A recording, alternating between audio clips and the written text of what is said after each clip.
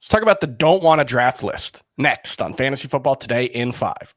Welcome to FFT in 5. I'm Chris Towers. I'm here with Dave Richard, and you should go to cbssports.com/fantasy/football and check out Dave Richard's don't want to draft list. It's one of his best articles every year, just basically telling you which players, not necessarily that they're going to be bad, but just the players that for one reason or another, Dave doesn't want them on his team. We're going to get to some of Dave's picks first, but I'm going to give you one of my own, and that's Isaiah Pacheco, who even when his price is relatively reasonable, and he's usually in like the 25 to 30 range among wide receivers, it's a player that I just can't get excited about. He's coming off of shoulder and hand surgeries.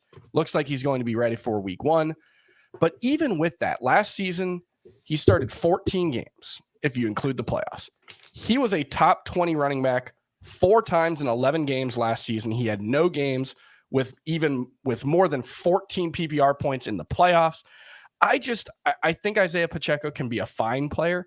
Obviously, he's attached to a great offense, and so there's going to be the opportunity for touchdowns. But this was a team that threw in the green zone within the 10-yard line more than any other team in football. I don't really think that's going to change. So Isaiah Pacheco is just someone that, like, it's a small win kind of player, and I'm not sure that's worth drafting. Dave, how do you feel about Pacheco, and give us some of your don't want to draft players? So the nice thing about Pacheco is if you're drafting him in round 7 or 8, he's probably bench depth for your team. That's not a bad spot for him as a small win type of running back. Certainly you're not reaching for him.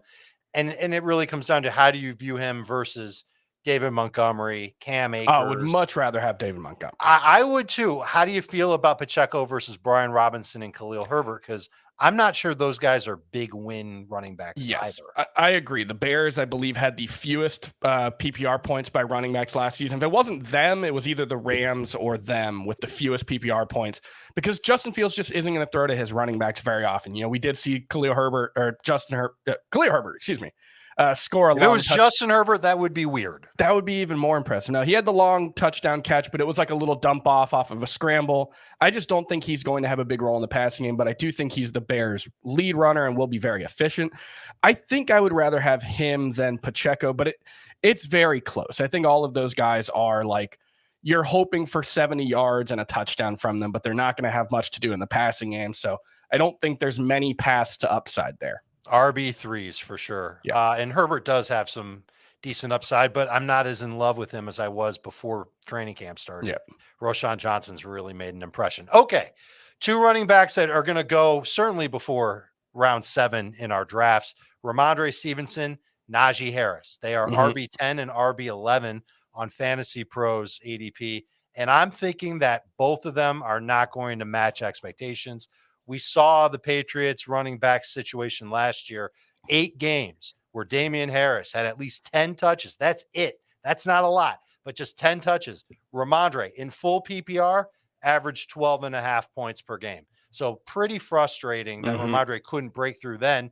And then here's the other thing about Ramondre. He had 1 touchdown in those 8 games with Harris, 2 touchdowns in any game Harris participated in, whether it was 10 touches or fewer, 0 touchdowns against the entire AFC East. He would need a huge workload and just a big old vote of confidence from Bill Belichick.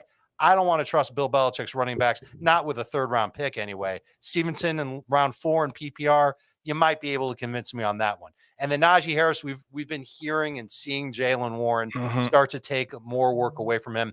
He's the more explosive running back in Pittsburgh. He's the better pass catcher in Pittsburgh, and he might be the better pass blocker too. It could be a matter of time before these guys are just splitting reps. Could be 50-50. And Najee, when he's been hurt before, certainly hasn't been efficient.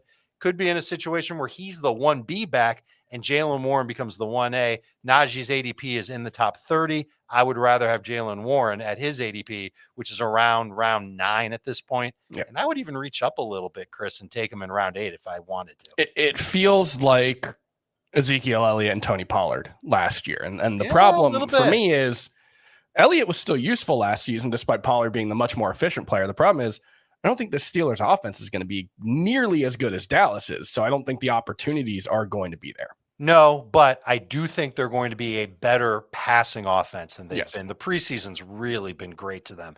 Training camp reports have been glowing. Obviously, all these drives that the Steelers' starting offense has been on have ended with touchdowns. George Pickens is a breakout. Mm-hmm. They're starting, I think they might be building around Pickett at this point, which is bad news for Najee. You got any pass catchers you want to give us on your do not draft? I'll give want you to draft three. list? I'll give you three. Two are pretty obvious. It's Jerry Mhm. Jeudy and Terry McLaurin just because of their injuries. Yeah, Their dealing with ADP is going to injuries. sink anyway. I don't know if I feel good taking these guys even in round 7. I'm not sure when they're going to be back. I'm not sure how good they'll be when they come back. McLaurin might not even be the best receiver on his team. I would take Jeudy ahead of Terry McLaurin, Mhm. but I've been making the case against DK Metcalf all preseason long. I know right now that his ADP is in the high 30s or the early 30s, I should say. So he's been going as a round 3 pick. Tyler Lockett has outproduced him in PPR and non-PPR each of the past 2 seasons on 1 fewer target per game. Now they're adding in Jackson Smith and Jigba. Now they're adding in not 1, but 2 running backs who can catch the ball in the backfield. I don't know how much we'll see of Kenny McIntosh, but Zach Charbonnet, everybody's become quite familiar with him. This is going to be an offense that's still going to throw the ball a decent amount. They were 11th in pass rate last year. I'm worried about DK having that 25% target share like we've seen from him in the past. I think that number dips down. I like him better in non-PPR because those touchdowns will mean more. The catches and the yardage means less. I'm not sure he's got a path to 1,100 yards. So he's someone that I would take in round 4, but round 3 is too rich for my blood. I wouldn't want to draft him then. All right. Make sure you go to cbssports.com/fantasy. Check out Dave's full Don't Want to Draft list. And we'll see you next week on FFT and 5.